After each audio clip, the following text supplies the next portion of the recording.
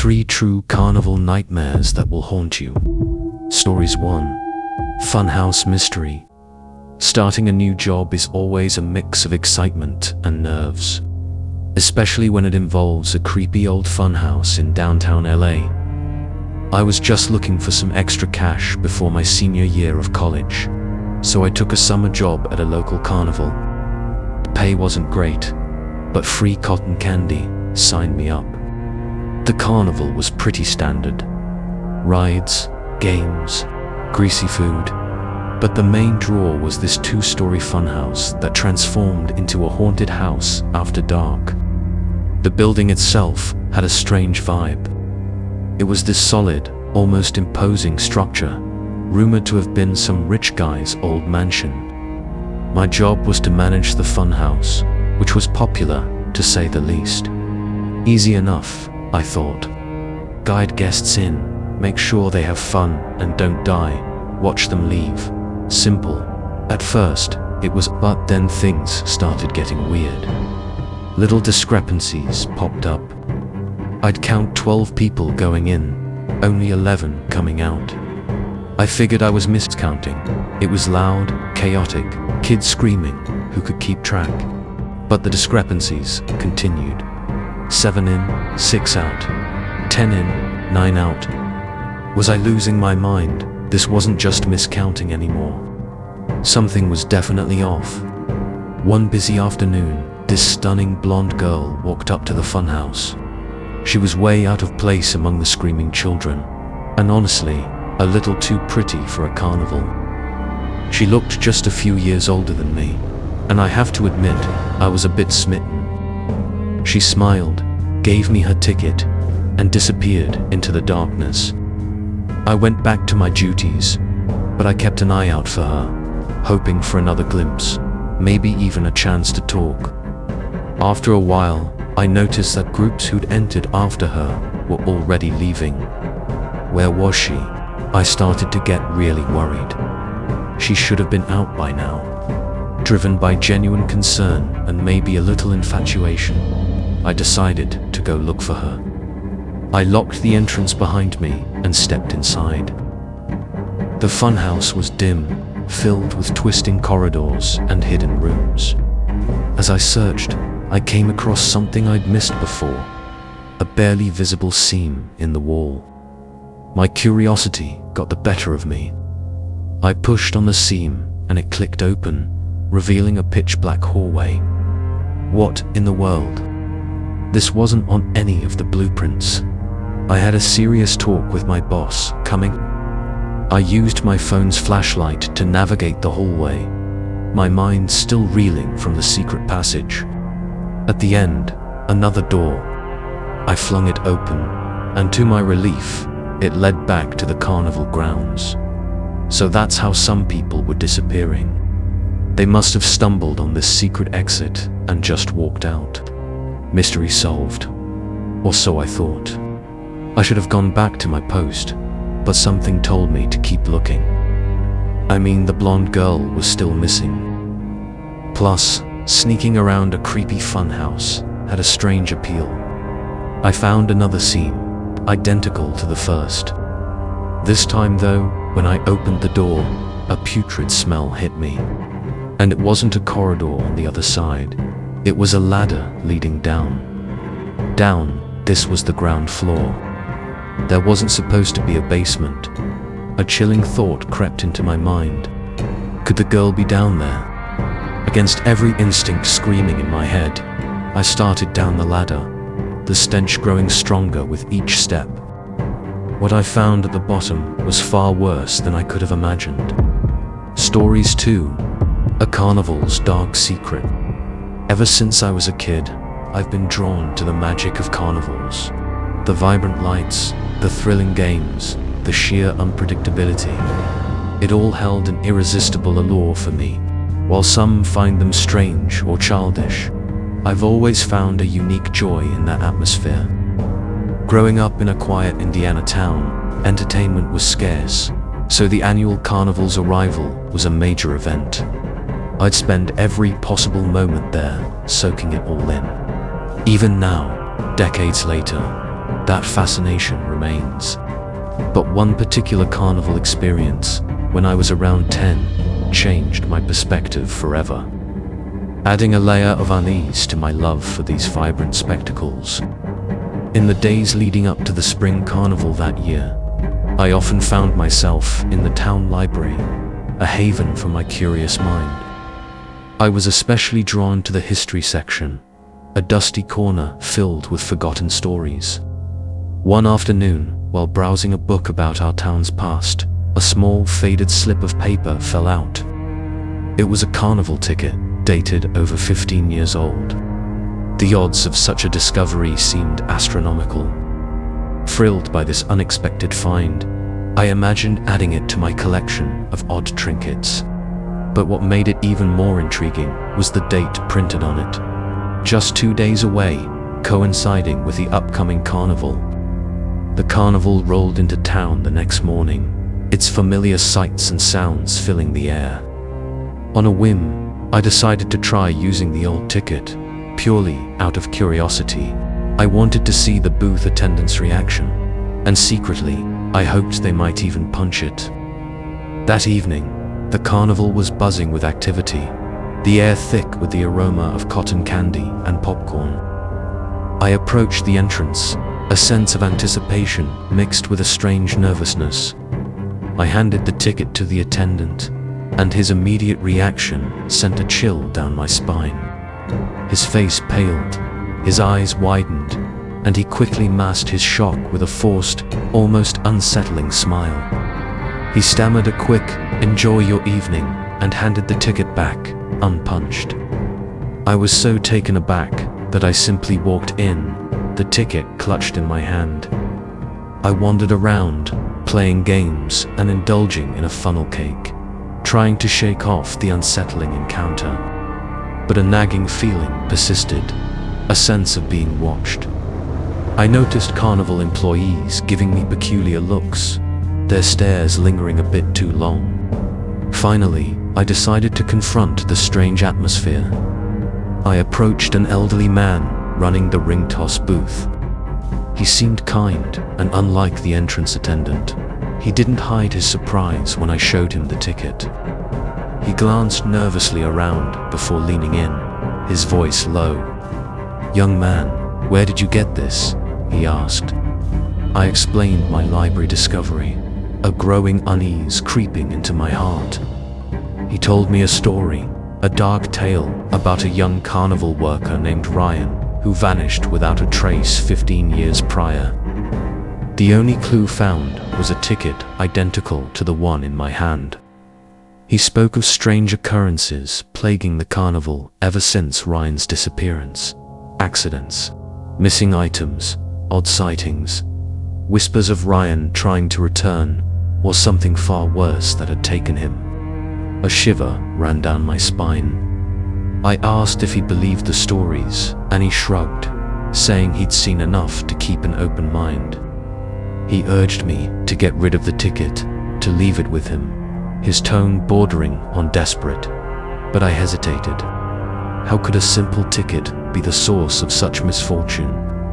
His eyes darkened, his voice taking on an edge, and he practically demanded I hand it over. But I refused, clinging to the strange souvenir despite the unsettling atmosphere.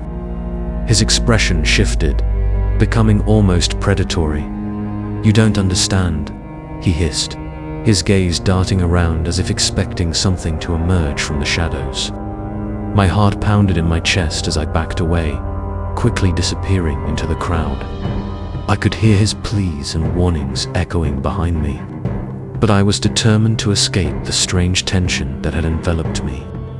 The joy of the carnival was gone, replaced by a growing sense of dread. Over the following days, a string of misfortunes seemed to follow me. Missed buses, a bike accident, a false accusation from my best friend. It was as if a dark cloud had settled over my life. Even my family wasn't immune, with my mother losing her job, my brother breaking his leg, and our beloved pet passing away. I couldn't shake the old man's words. the thought that the ticket might be connected to this streak of bad luck.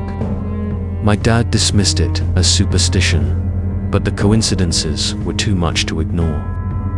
One rainy afternoon, after a particularly difficult day, I finally reached my breaking point. I grabbed my raincoat and boots, the ticket burning a hole in my pocket, and trudged to the creek behind our house. Standing at the edge, I tore the ticket into tiny pieces, watching them get swept away by the current. It was just a piece of paper, I told myself. And remarkably, things did begin to improve. My friend found his baseball card, my mum found a better job, and the string of bad luck seemed to break. Whether it was coincidence or not, I couldn't say for sure. But one thing was certain. I learned a valuable lesson about the things we bring into our lives, and the power of letting go. I still love carnivals, but that experience added a layer of caution. A reminder that some mysteries are best left undisturbed. I don't believe in the supernatural, but sometimes there are things you just can't explain. Stories 3. The Haunted Funhouse. I despise carnivals. The greasy, cloying sweetness of spun sugar, the rigged games promising impossible prizes, and the pervasive stench of stale popcorn and vomit. They all churn my stomach. But my revulsion is more than just sensory overload. It's anchored in a chilling experience, a nightmarish memory that still claws at my sanity. This hatred, this deep-seated dread, is inextricably linked to an evening a few years back, an evening that began with the innocent plea of my younger sister. She'd been pestering me for days about the local carnival, her eyes wide with that infectious childhood excitement I'd long forgotten. I couldn't refuse, though a knot of unease tightened in my gut at the thought of the chaotic noise and sticky, grasping hands of overexcited children. We arrived to find the carnival unsettlingly deserted. The few scattered attendees wandered aimlessly, their faces pale and drawn, like ghosts haunting a graveyard of broken dreams. The air crackled with a strange, oppressive silence, punctuated only by the distant, distorted melodies of the carousel, a mournful lullaby in the gathering gloom. My sister, thankfully, quickly succumbed to boredom. As I called our mum, a familiar tension gnawed at me. I was mid-fight with my dad, a bitter, simmering argument that made the thought of home feel like a cage. I told Mum I'd walk, needing the solitude of the encroaching darkness more than I needed escape. Alone, the carnival's silence pressed in on me, a suffocating blanket of dread. Determined to salvage something from the wasted evening, I reluctantly paid for a ticket into the funhouse. A garish, grinning monstrosity promising cheap thrills. I expected the usual cacophony, the echoing laughter and startled screams. Instead, an unnerving silence greeted me. The funhouse was empty. Utterly, chillingly empty. Being alone in a funhouse is a special kind of hell. The distorted reflections, designed to amuse, become grotesque mockeries in the echoing silence. The maze of corridors, meant to disorient and delight, transform into a claustrophobic prison. Every mirrored surface a potential hiding place for unseen horrors. I walked slowly, my breath catching in my throat, each step accompanied by the sickening crunch of discarded popcorn and something else, something vaguely metallic and unsettling. I forced a laugh at my elongated, skeletal reflection, then recoiled from the sight of my face, squashed and distorted into a monstrous caricature. And then, in the periphery of a warped mirror, I saw him, a flash of a bald head, skin stretched taut over bone, deeply sunken eyes boring into me from the shadows. It vanished in an instant. I spun around, my heart pounding a frantic rhythm against my ribs, but there was nothing. Only the endless reflections, a dizzying hall of mirrors offering no escape, no solace. A prickle of icy terror crawled up my spine. I continued, faster now. Each creak of the funhouse floorboards a scream in the suffocating silence. And then, I saw him again. The same gaunt face, this time with a slow, deliberate smile that stretched his thin lips into a grotesque parody of joy. The same empty, soulless eyes. I yelled, my voice a desperate, strangled cry in the vast emptiness, but only the mocking echoes answered.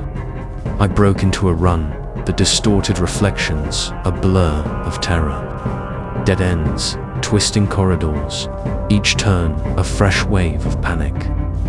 The air grew heavy, thick with the coppery temps of blood, though I saw none. The metallic crunch underfoot grew more frequent, more distinct. I was trapped, lost in a nightmare of warped perspectives and lurking shadows. Then, a hand, bone-thin and cold, shot out from behind a mirrored panel, its grip like iron around my wrist. I screamed, a raw, animalistic sound ripped from the depths of my being, and thrashed against the unyielding grasp. I punched a desperate, wild swing, and felt bone crunch beneath my knuckles. The hand released me. I stumbled, falling hard, the metallic taste of blood filling my mouth. And there he was, looming over me. Clad in ragged grey, his stomach distended and grotesque, his sunken face a mask of predatory hunger, those eyes burning with a terrifying intensity. I scrambled to my feet, adrenaline flooding my veins, and ran. The funhouse, which had seemed infinite moments before, now propelled me towards the exit, as though eager to disgorge me back into the relative safety of the night.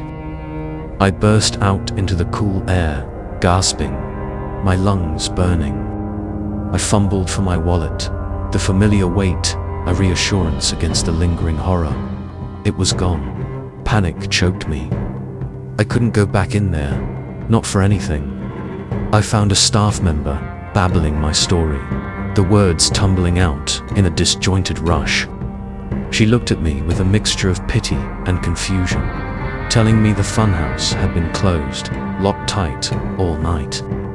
My blood turned to ice. The police came, searched the funhouse, found nothing. No wallet, no sign of the man in grey, no trace of the metallic scent that clung to my clothes. They dismissed it as a prank, a hallucination brought on by stress and an overactive imagination. I felt like a fool, my terror reduced to a childish fantasy. I tried to explain, the image of the man's hollow eyes seared into my mind, but they were already turning away. I went home, defeated, but the nightmare had only just begun.